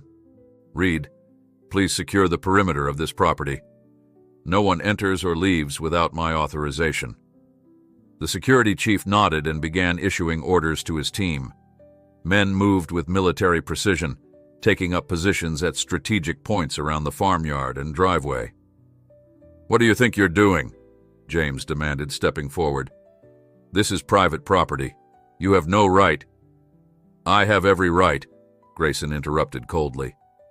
Those horses represent an investment of over $5 million. Until this ownership dispute is resolved, I'm simply ensuring my property doesn't disappear again. Ms. Moore stepped between them, her voice sharp with authority. Mr. Grayson, you are interfering with an official investigation. I must ask you to remove your security personnel immediately. Or what? Grayson challenged, his veneer of civility falling away completely. You have 2 state officers. I have 15 trained security professionals. The nearest state police reinforcements are at least 30 minutes away. He smiled thinly. I'm simply protecting my interests while the legal process unfolds. The farmhouse door opened, and the 2 state police officers emerged, hands resting meaningfully on their holstered weapons. Ms. Moore, one called, is there a problem out here? The investigator's expression was carefully controlled as she assessed the rapidly deteriorating situation. Emma could see her calculating the risks of escalation. 2 officers against Grayson's private army wasn't a winnable confrontation. No immediate problem, officers, she replied after a tense moment. Mr. Grayson was just explaining his concerns about the security of the disputed animals. She turned back to Grayson. While I understand your position, sir, placing this farm under private security lockdown is not an acceptable solution. I disagree, Grayson replied smoothly, but I'm willing to compromise. My team will maintain positions only at access points to the property. They won't interfere with movement within the farm itself. The horses remain in the barn under the current court order, with both the Winters family and my representatives having supervised access for care and feeding. Does that sound reasonable? It wasn't reasonable at all, Emma thought furiously. It was a siege disguised as a compromise. But before she could object, Ms. Moore nodded reluctantly. As a temporary measure until I can get a judicial ruling on the matter, she qualified. My officers will remain on site as well to ensure there are no misunderstandings. Grayson's smile was that of a predator who'd just cornered his prey. Of course, we all want this resolved through proper channels. As if on cue, another vehicle approached the farm, a Lincoln Navigator with tinted windows. It parked beside Grayson's SUV, and a distinguished-looking man in his 60s emerged, carrying a briefcase. Ah, Perfect timing, Grayson remarked. Ms. Moore, this is Judge William Harrington. He's graciously agreed to review the situation and perhaps offer a more expedient resolution than your office might be able to provide. Emma felt her heart sink.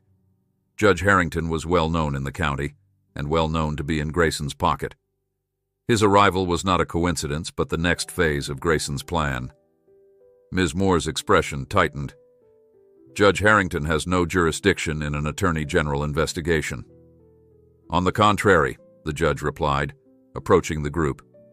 As this is fundamentally a property dispute within county lines, local judicial authority applies. I've reviewed the case file this morning and am prepared to issue a ruling on temporary custody of the animals in question. The trap was closing around them. Emma caught her father's eye, seeing her own alarm reflected there. Grayson had orchestrated this entire scenario. The increased security presence was just a distraction, while he deployed his true weapon: legal manipulation through a corrupted judge. The farmhouse door opened again, and Daniel Hayes stepped out, followed closely by Jessica Sullivan and Miguel. They'd obviously been watching through the windows and had decided to intervene. "Judge Harrington," Daniel called, striding forward with the confidence of someone who had nothing left to lose. "Before you make any rulings, you should know that I've already transmitted evidence of financial fraud at Grayson Holdings to the FBI and SEC.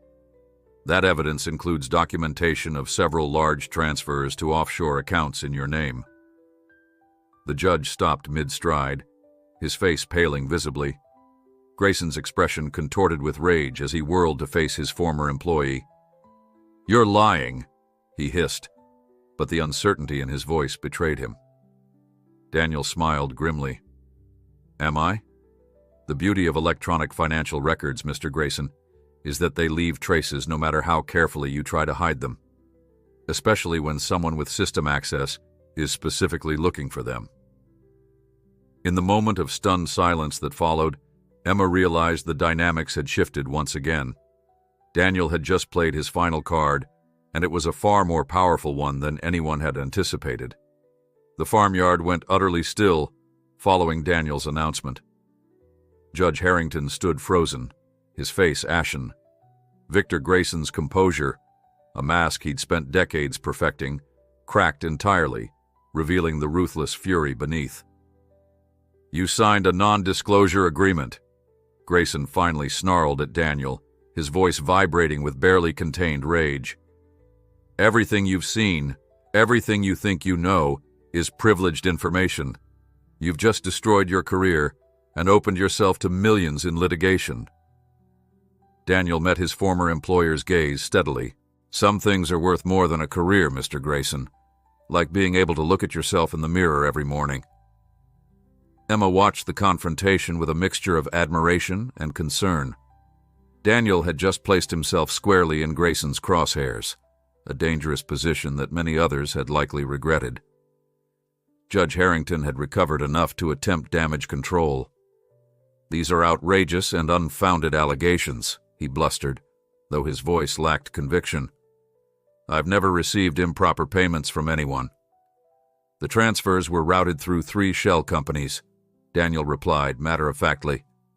"Meridian Consultants, Blue Ridge Holdings, and Westlake Enterprises, all ultimately controlled by Grayson, all making regular payments to an account in the Caymans registered to Harrington Family Trust. The most recent transfer was 2 days ago, $25,000 labeled as consulting fees." The judge's face went from pale to mottled red. Without another word, he turned and strode back to his vehicle, climbed in, and drove away with a spray of gravel from his tires. Sandra Moore had been observing the exchange with growing interest. Now she stepped forward. "Mr. Hayes, I believe the Attorney General's office would be very interested in reviewing the evidence you've mentioned, as would I, in my official capacity." "I'm happy to provide copies of everything I've gathered," Daniel agreed. "The full documentation is stored securely off-site, but I have summaries with me." Grayson's laugh was harsh and dismissive. "You're all being played beautifully. Hayes is a disgruntled former employee with a personal vendetta. Any so-called evidence he's manufactured won't stand up to serious scrutiny. Then you have nothing to worry about, do you, Mr. Grayson? Ms. Moore replied smoothly. She turned to the security team leader. Mr. Reed, I believe your presence here is no longer necessary or appropriate. Please remove your personnel from this property immediately. Reed hesitated, looking to Grayson for direction. The billionaire's face was a study in calculated fury as he weighed his options.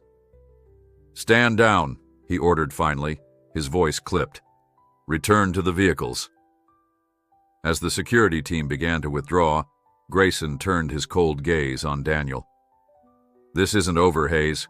Not by a long shot. No, Daniel agreed. It's just beginning. Grayson's attention shifted to Emma and James.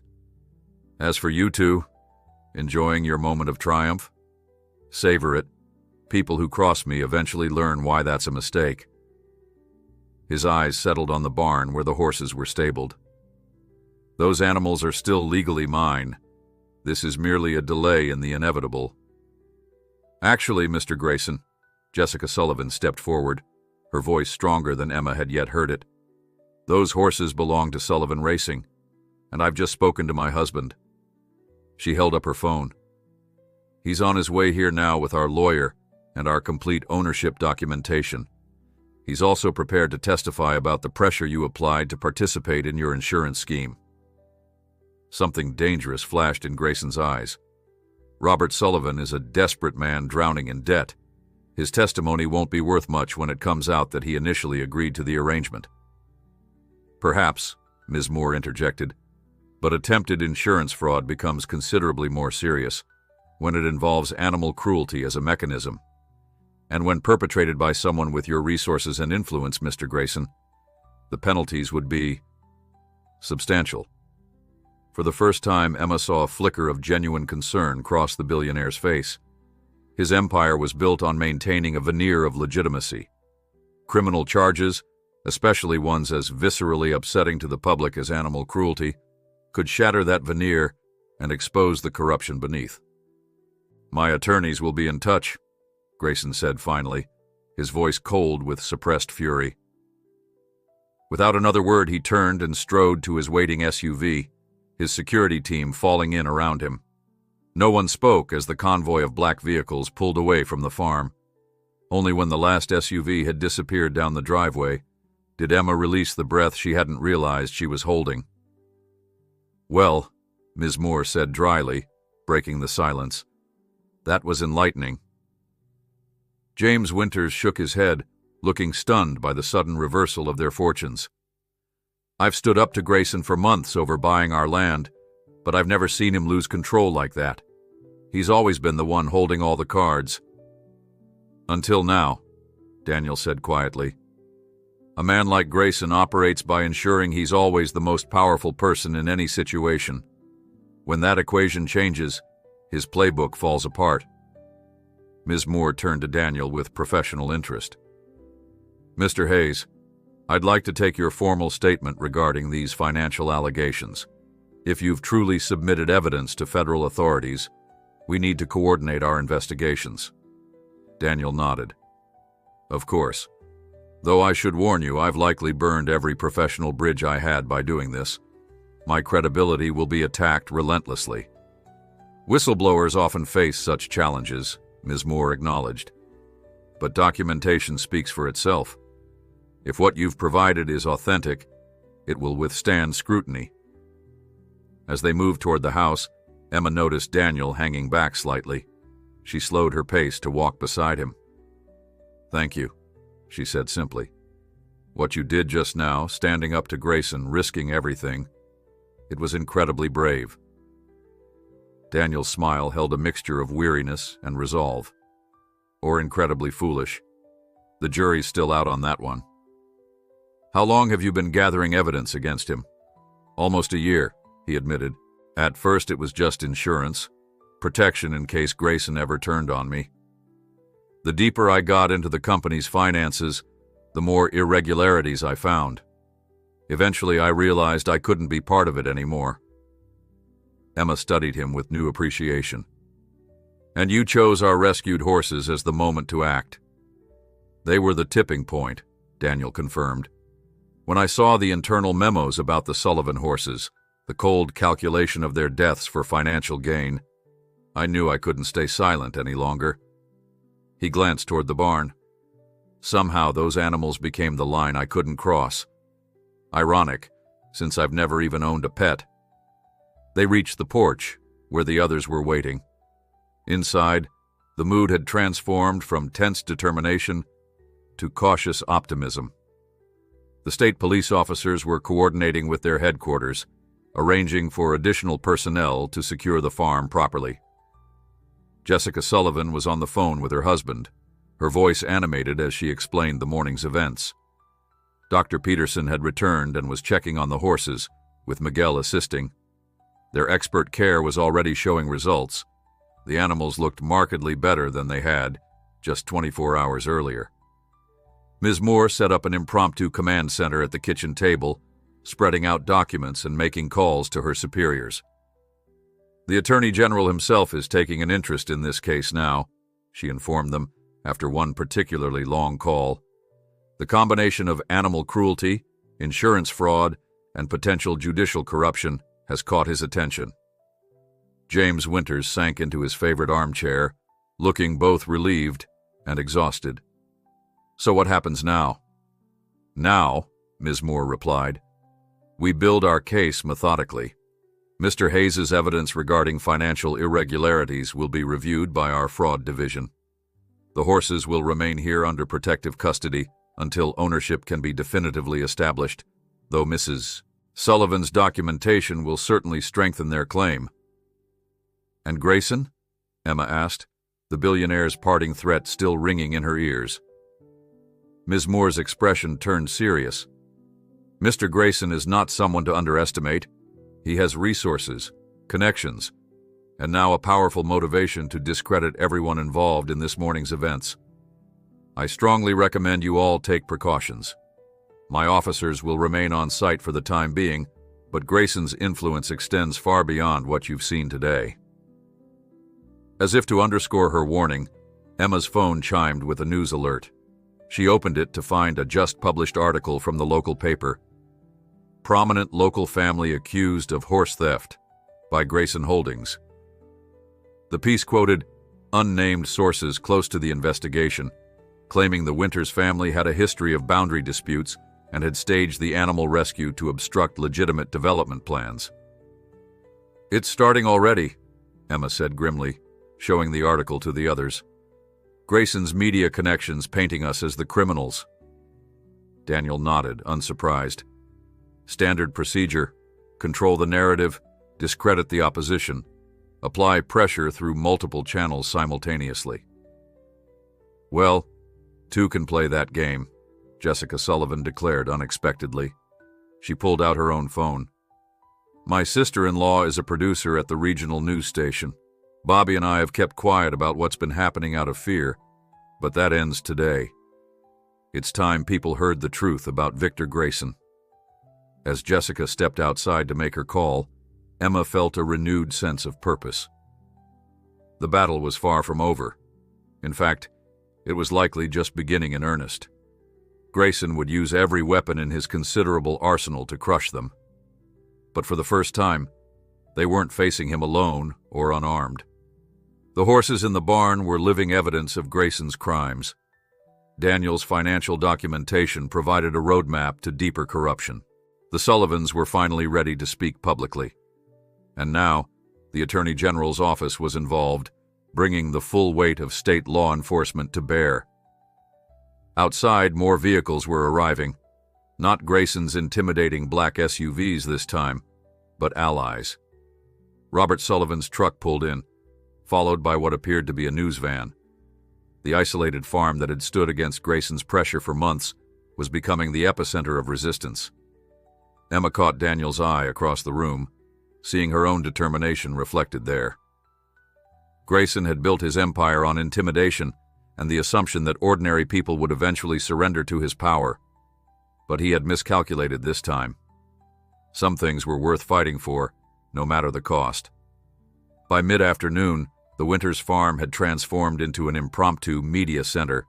Jessica Sullivan's call to her sister-in-law had yielded immediate results. A news van from KRTV, the regional affiliate station, now sat in the farmyard alongside several other vehicles from competing outlets. The story of mistreated racehorses, a billionaire's intimidation tactics, and a small farm standing against corporate power had proven irresistible to reporters hungry for compelling local news. Emma stood on the porch, watching the controlled chaos with a mixture of hope and apprehension. Her father was currently being interviewed near the barn, his weathered face serious as he recounted finding the abandoned horses. Nearby, Robert Sullivan, a tall, gray-haired man with the lean build of someone who worked with horses daily, stood with his arm protectively around Jessica as they spoke with another reporter. "How are you holding up?" Daniel asked, appearing beside Emma with 2 mugs of fresh coffee. He handed one to her, his expression concerned. "It's a lot," she admitted, accepting the coffee gratefully. "Yesterday it was just us against Grayson. Today it's this."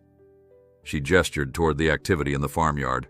"Publicity is our strongest protection right now," Daniel observed. "Grayson operates best in the shadows. The more public attention on this situation, the harder it becomes for him to use his usual tactics." As if to confirm his analysis, Emma's phone buzzed with another news alert. This one featured a statement from Grayson Holdings claiming regrettable miscommunications regarding the horses and expressing deep concern for animal welfare. The statement went on to suggest that the entire situation stemmed from overzealous employees acting without authorization and promised a thorough internal investigation. "He's creating distance," Emma said, showing Daniel the statement, "setting up scapegoats within his organization." Daniel nodded grimly. "Classic damage control. Deny personal knowledge, sacrifice lower-level employees, express appropriate concern without admitting wrongdoing." "Will it work?" Emma asked, watching another news van pull into the already crowded farmyard.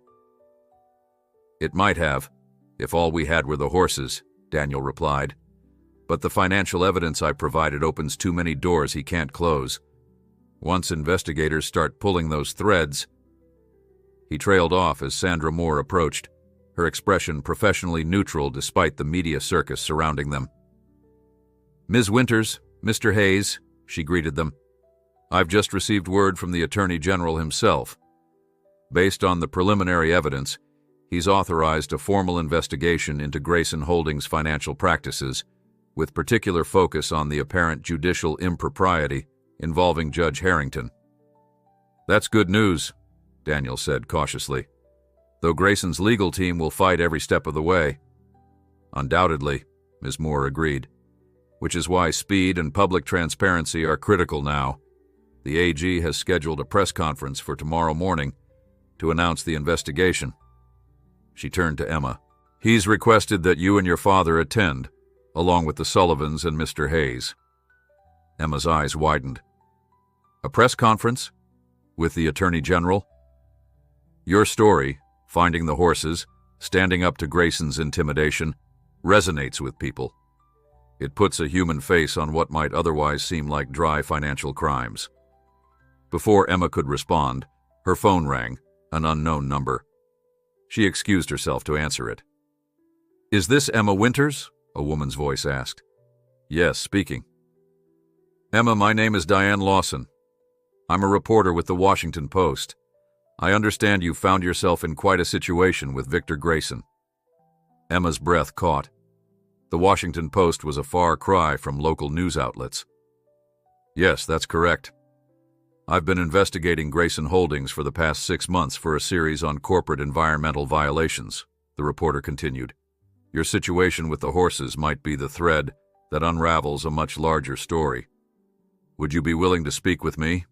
On the record?" The significance wasn't lost on Emma. National media attention would make it virtually impossible for Grayson to suppress the story or intimidate those involved. "Yes," she replied without hesitation. "When can you get here?"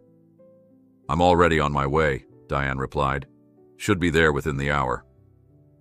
After ending the call, Emma rejoined Daniel and Ms. Moore, explaining the new development.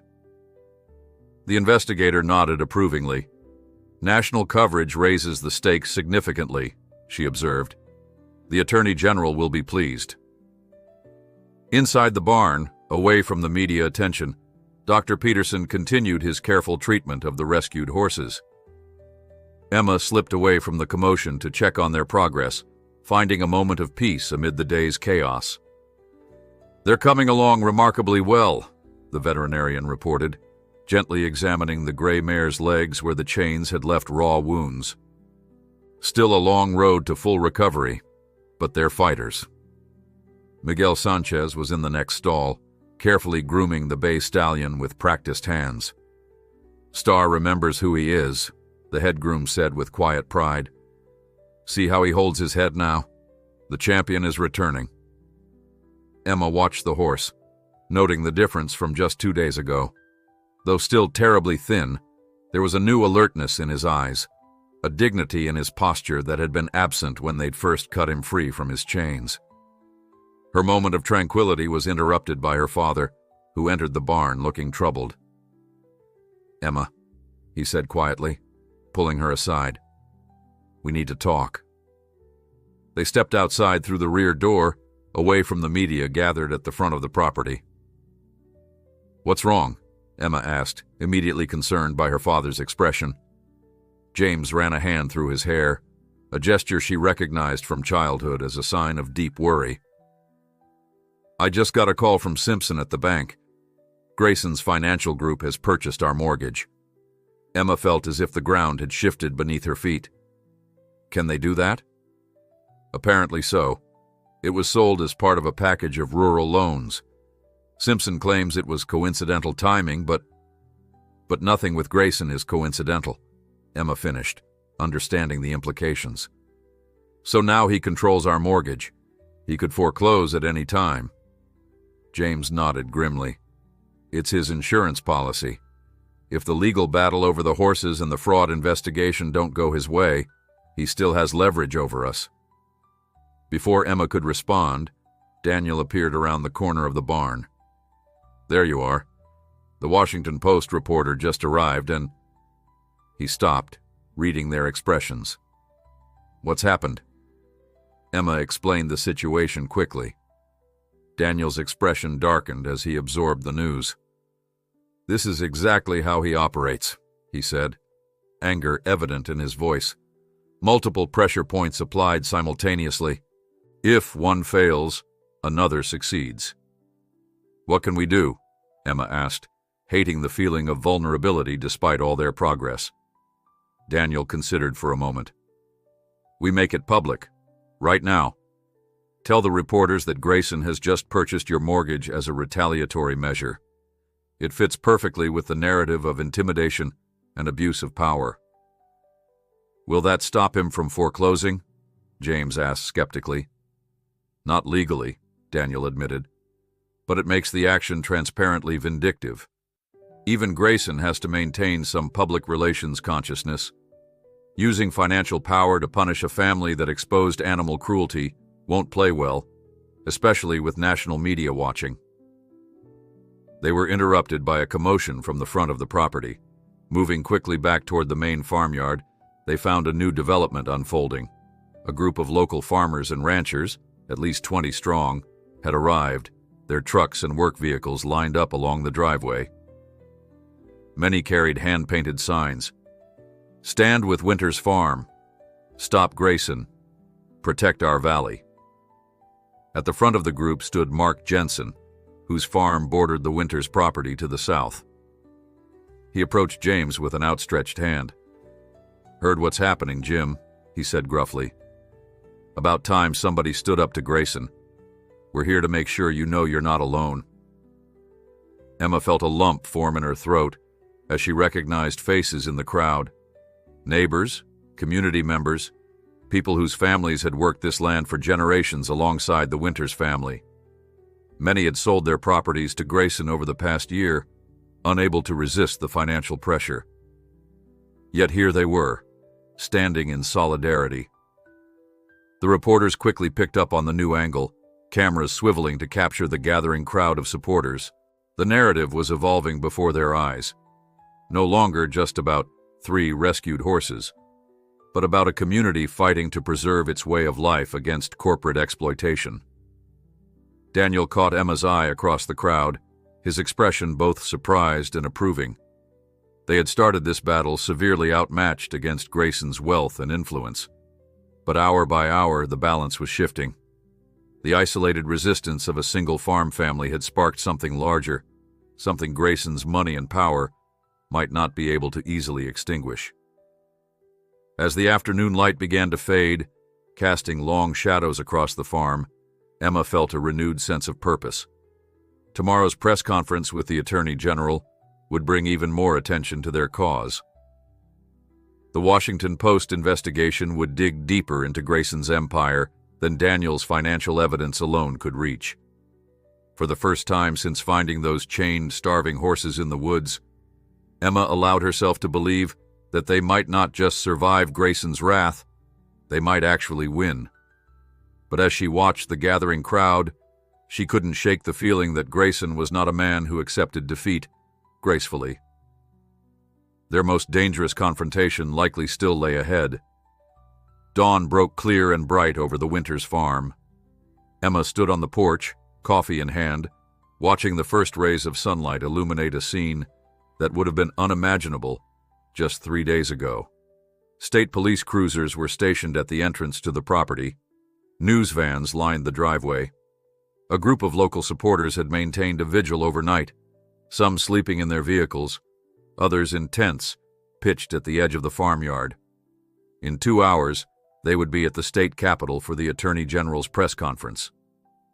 The formal announcement of a full investigation into Grayson Holdings would mark a turning point, not just for the Winters family or the rescued horses, but potentially for the entire valley. "Couldn't sleep either?" Daniel asked, joining her on the porch. Like Emma, he looked tired but resolute. "Too much to process," she admitted. 3 days ago, I was just worried about saving 3 abandoned horses. Now we're about to attend a press conference with the Attorney General about corruption, fraud, and environmental crimes. Daniel nodded, understanding in his eyes. Life can change direction in an instant. I certainly never expected to become a whistleblower when I took the job at Grayson Holdings. "Any regrets?" Emma asked, studying his face in the early morning light. "About exposing Grayson? Not for a second." His smile was rueful. "About the likely end of my accounting career and the years of legal battles ahead? Ask me again in a few months." The screen door opened behind them as James Winters stepped out, already dressed in his best shirt and tie for the press conference. "Morning," he greeted them. "Just got a call from Ms. Moore. There's been a development." Emma straightened, immediately alert. "What kind of development?" "The FBI raided Grayson's offices and mansion last night," her father reported. Apparently, Daniel's evidence was compelling enough to secure federal search warrants. Daniel's eyes widened. That was fast. Usually takes weeks or months to coordinate something like that. "Ms. Moore said your documentation about Judge Harrington created a unique urgency. Something about preventing destruction of evidence." The implications sank in slowly.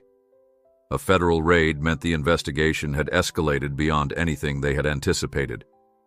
Grayson wasn't just facing questions about 3 mistreated horses anymore. His entire empire was under scrutiny. "We should get moving," James said, checking his watch. "Long drive to the Capitol, and I want to check on the horses before we leave." In the barn, they found Dr. Peterson already at work, administering medications to the gray mare. The 3 horses looked markedly better after just a few days of proper care, still thin and bearing the physical scars of their ordeal, but with brightening eyes and improving appetites. "They'll be ready for transport to the Sullivan facility by tomorrow, I think," Dr. Peterson informed them. "Assuming the Attorney General approves the release, of course." Robert and Jessica Sullivan arrived as they were finishing the morning care routine, bringing fresh supplies and additional medications. The couple had been staying at a nearby hotel, unwilling to return to their own property until the situation with Grayson was resolved. "Any news from your end?" James asked Robert as they loaded into vehicles for the drive to the Capitol. The older man nodded grimly. "My lawyer says Grayson's bank is threatening to call in our loans immediately. Standard intimidation tactic." Despite the pressure, Robert seemed more determined than defeated. "Let them try. After today's press conference, any move against us will look exactly like what it is: retaliation." The convoy that departed the Winters farm was substantial.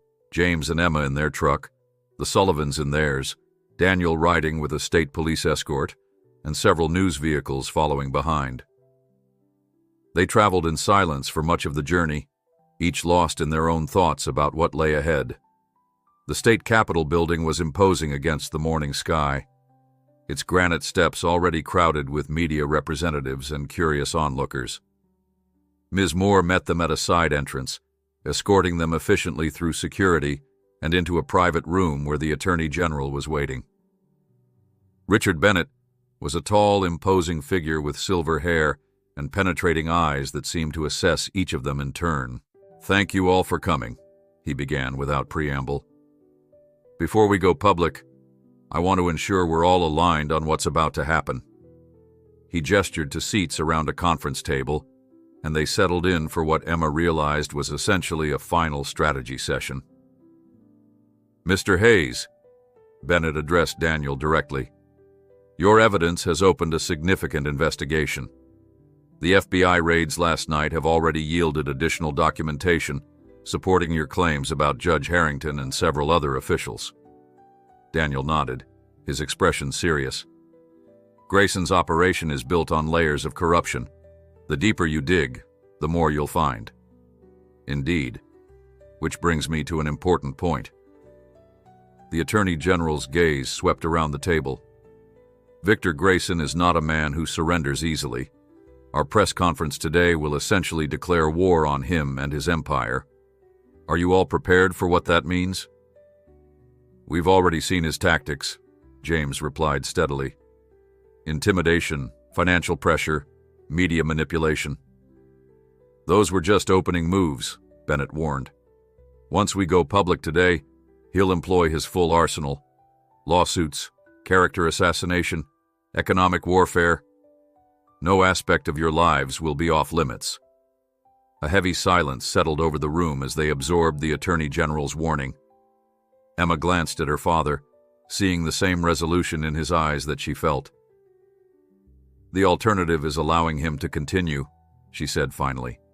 "To take our land, destroy the valley with mining operations, and face no consequences for what he did to those horses or the countless other crimes he's committed." Bennett studied her for a moment, then nodded approvingly. "Well said, Ms. Winters." He checked his watch. "It's time. Remember, stick to the facts. Let the evidence speak for itself." The press conference unfolded with the precision of a well-orchestrated campaign. Attorney General Bennett opened with a formal announcement of the multi-agency investigation into Grayson Holdings, citing evidence of financial fraud, judicial corruption, and environmental violations. He then introduced each of them in turn. James spoke first, his straightforward account of finding the horses resonating with the gathered media. Jessica and Robert Sullivan followed, detailing the pressure Grayson had applied to participate in the insurance scheme. Daniel explained his role as a whistleblower, carefully outlining the pattern of corruption he had documented without revealing specifics that might compromise the ongoing investigation. Emma was the last to speak. Standing at the podium, facing a sea of cameras and reporters, she found herself thinking not of prepared remarks, but of the 3 horses they had rescued, how they had suffered in silence, chained and abandoned, until someone finally intervened. "This isn't just about 3 horses," she began, her voice growing stronger with each word. "It's about what happens when we allow power and wealth to operate without accountability.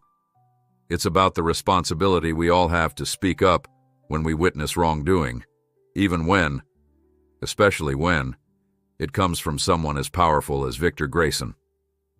The questions afterward were numerous and pointed, but Bennett managed the process skillfully, ensuring that the core message remained clear and focused. By the time the press conference concluded, the narrative had been firmly established, a billionaire's criminal enterprise exposed through the actions of ordinary citizens who refused to be intimidated. As they left the Capitol building, Emma's phone buzzed with news alerts. The story was already breaking nationally, with headlines focused on the FBI raids and the investigation into judicial corruption. Grayson's name was featured prominently, often accompanied by the phrase, "alleged criminal enterprise." "It's really happening," she murmured to Daniel as they walked down the Capitol steps. "Grayson's actually being held accountable." "The beginning of accountability," he corrected gently. "There's a long road ahead." Before Emma could respond, a commotion near the bottom of the steps caught their attention. A sleek black limousine had pulled up, and from it emerged Victor Grayson himself, impeccably dressed and flanked by several suited men, who were clearly attorneys. The billionaire ignored the shouted questions from reporters as he strode directly toward their group. The state police officers moved protectively closer, but Grayson stopped a few paces away, his cold gaze fixing on Emma and her father. "Quite a performance," he said, his voice carrying just enough to be heard by those nearby. "Enjoy your moment in the spotlight. It won't last." "Neither will your freedom from the looks of it," James replied evenly. Something dangerous flashed in Grayson's eyes. "You have no idea what you've started. When this is over, there won't be enough left of your farm to build a doghouse on." "Mr. Grayson," one of his attorneys murmured urgently, "this is not advisable." But the billionaire wasn't finished. He turned his attention to Daniel.